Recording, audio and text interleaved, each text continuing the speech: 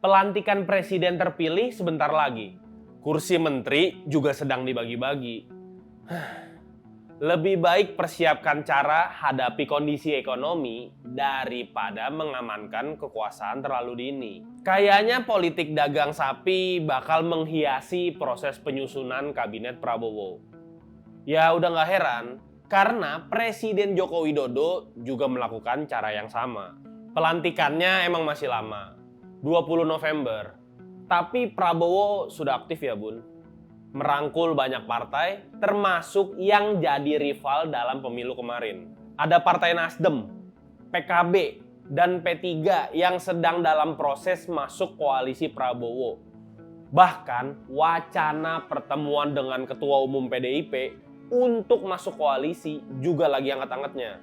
Proses negosiasi alot itu menimbulkan wacana menambah jumlah kementerian dari 34 menjadi 40.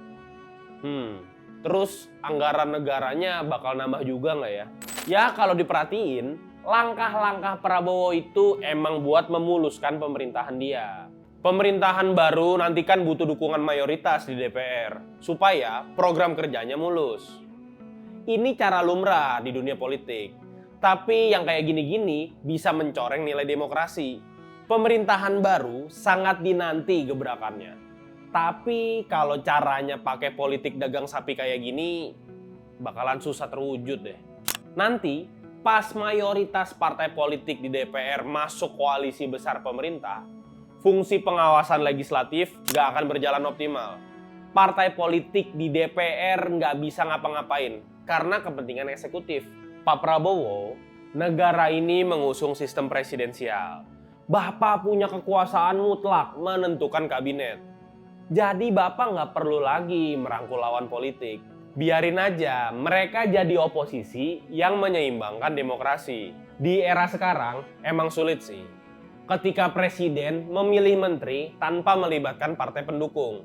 Makanya mulai sekarang lihat kandidat menteri dari keahliannya, baru partainya. Jangan kayak kemarin, partainya dulu yang dilihat, baru keahliannya. Makanya nggak heran kita ngelihat menteri yang kurang kompeten, bahkan terjerat korupsi. Pemerintahan Prabowo bakal mewarisi masalah ekonomi serius. Pengambilan kebijakan yang serampangan di era Jokowi bakal berasa di pemerintahan baru nanti. Emang apa aja? Ya utang BUMN, proyek IKN, proyek kereta cepat. Emang Bapak kuat? Udah Pak, realistis aja. Jangan bikin proyek atau lanjutin proyek turunan Jokowi yang lebih banyak mudaratnya daripada manfaatnya. Proyek Bapak yang mau kasih makan gratis, mending udahin aja. Mumpung belum terlambat. Sekarang, Pak Prabowo harus fokus sama penyelamatan ekonomi. Supaya nggak krisis. Bapak jangan lupa, mertua Bapak dulu lengser karena krisis moneter.